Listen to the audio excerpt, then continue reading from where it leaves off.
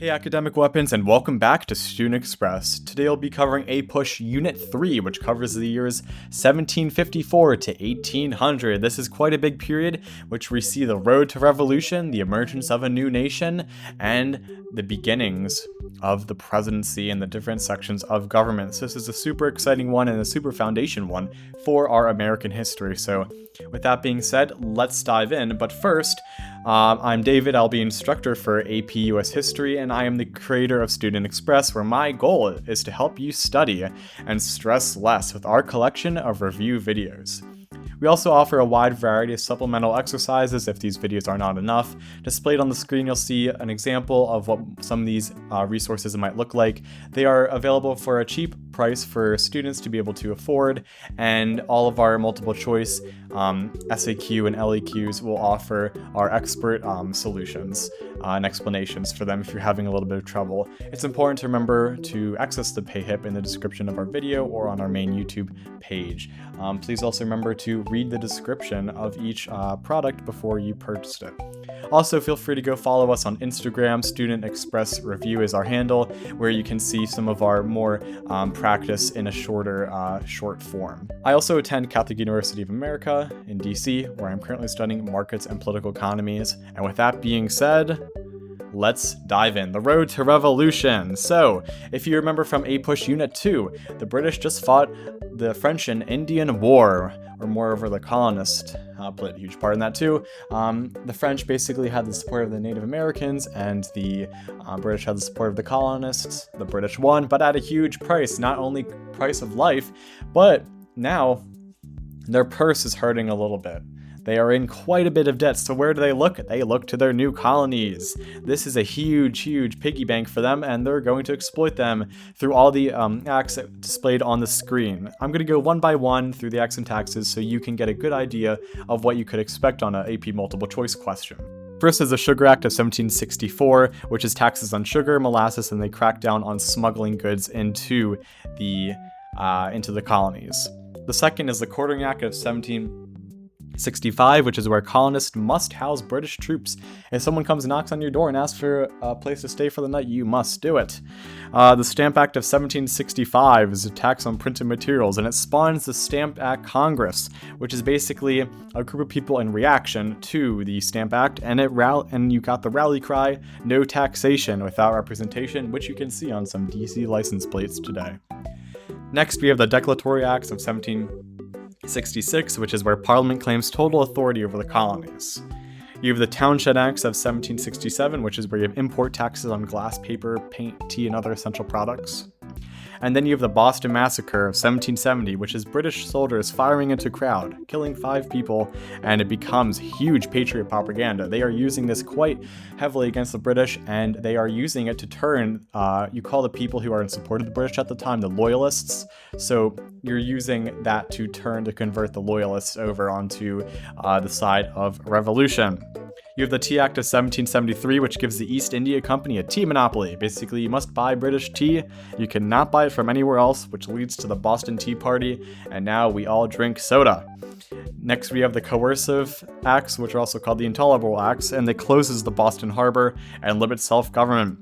It lets officials be tried in Britain, which is a huge no-no because that means that they can't be tried over here in the colonies in our courts, that they're being tried overseas where they have no idea what actually happened because news does not travel fast. And then you have the Quebec Act of 1774, which expands Quebec and recognizes Catholicism. This is very bad. If you remember, one of the 3 G's is God, Gold, and Glory. And we're going to emphasize God here because it's about freedom of religion. And that's one tenet of our American democracy and part of the Constitution. So it's very bad that you see this expansion of Catholicism because a lot of Northern America at the time is Protestant. So the reaction to this is the formation of the First Continental Congress in 1774, which is basically trying to unite the colonists in boycotts and petitions against the British. The shot heard around the world. So we're continuing on our road to revolution with actual fighting now. The British send troops to seize weapons in Massachusetts, and this sparks the battles of Lexington and Concord in April 1775, which is nicknamed the shot heard around the world. In June, the colonists fight the Battle of Bunker Hill. Britain wins, but at a huge cost for life on both sides, but the British do end up losing quite a lot of people and devastate their forces. We finish here with the Olive Branch Petition, which is one last appeal to King George III, but alas, he refuses. Then you have Lord Dunmar's proclamation, which offers freedom to enslaved people who fight for the British, which really terrified Southern patriots because, of course, slavery was a huge part of the Southern economy. So having a rebellion in your own country is, of course, not a good thing. At this time, there's still a lot of loyalists that exist, but people are slowly starting to convert to the revolutionary mindset. That being said, we have the road to victory in the Revolutionary War. We have on July 4th, 1776, the colonies adopt the Declaration of Independence drafted by Thomas Jefferson, claiming natural rights and lists grievances against the king. Here's some key turning points here, some key battles. First one being the Battle of Trenton of 1776, which is Washington's Christmas night surprise, which boosts the morale of the Continental Army. Next, you have the Battle of Saratoga in 1777, which is the turning point of the war, and the victory brings France into the war as an ally, and that is a huge thing, because if you remember, the France are pretty mad at Britain. They just got defeated by the British in the French and Indian War not that long ago, so they are eager to basically fight back against them. Next, we have the Battle of Valley Forge from 77 to 78, which is a harsh winter, but training from one of the French generals whips the Continental Army into shape, and they win. Then you have the Battle of Yorktown in 1781, which is French and American forces trap Cornwallis, and Britain surrenders. Out of this, you have the Treaty of Paris of 1783, which ends the war, and Britain recognizes the U.S. as independent and sets the borders to the Mississippi. Now, we have a new nation, and with that, we need some rules, we need some guidelines. We're not quite yet at the Constitution because we can't really get everyone to unite under one central government. It's important to remember people are really scared of forming a new government. We just had this huge battle against the British for the idea of self-governance, and now we're trying to unite all the colonies as one entity. That is a huge no-no. This promotes states' rights, which is key to know here. It promotes states' rights, not the idea of government rights. So it is a very limited government. And there are some strengths and weaknesses to this. First, the strengths is obviously they won the war. And you have the Land Ordinance of 1785, which organizes land sales into new territories, and the Northwestern Ordinance of 1787, which sets the process for territories to become states. It also bans slavery in the Northwest. And then you have some weaknesses, of course, which is that Congress can't tax or regulate trade. There's no standing national army, there's only militias, and there's no separate executive or judiciary branch. The weakness is shown through the Shays Rebellion of 1786 through 87, where farmers protest the taxes and debts in Massachusetts and proves that the articles are not working. Basically, these people are not being paid by the government for their efforts in the war. They're not receiving their pensions. They are mad. So what do? They take up arms, and it doesn't end quite well until a militia is formed and the rebellion is squashed. Moving on, we have the Constitution finally, and there's a few things to know here. They met in Philadelphia to fix the articles with the Constitutional Convention and make a whole new government. So we do have some compromises here and some plans. First is the Virginia Plan in 1787, the Constitutional Convention of Philadelphia. The delegates are supposed to be fixing the articles, but they're building a whole new framework of government. So we have James Madison, who comes in with the Virginia Plan, which is basically the big state's dream government. You have a bicameral legislature, which is 2 houses. You have a representation based on population, or the contribution to national revenue, but it's mainly important to know that it's based on population. You have a strong central government with power to tax, regulate commerce, and enforce laws. This would give larger states more influence.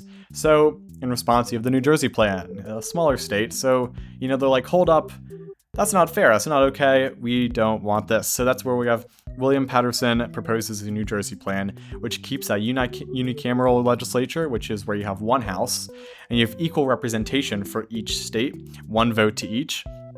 And it gives Congress more powers than under the article, but it still favors the state voices here.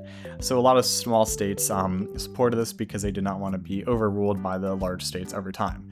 So what happens? We have the Great Compromise. How do you stop the fight between the big and small states?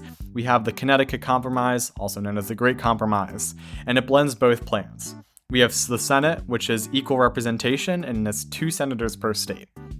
So this is a huge win for the New Jersey plan. Then we have the House of Representatives, which is representation based on population, which is a Virginia plan win for them. Then we have laws through this are passed in both houses. So the structure is obviously still in place today, and it's about balancing state equality in terms of like population fairness. We also have the separation of powers, because we don't want one tyrant in charge, because we saw how that worked out. So here's the breakdown. We have the legislative branch, or Congress, which makes laws, the executive branch, the president, which enforces the laws, and the judiciary branch, the courts, which interprets the laws.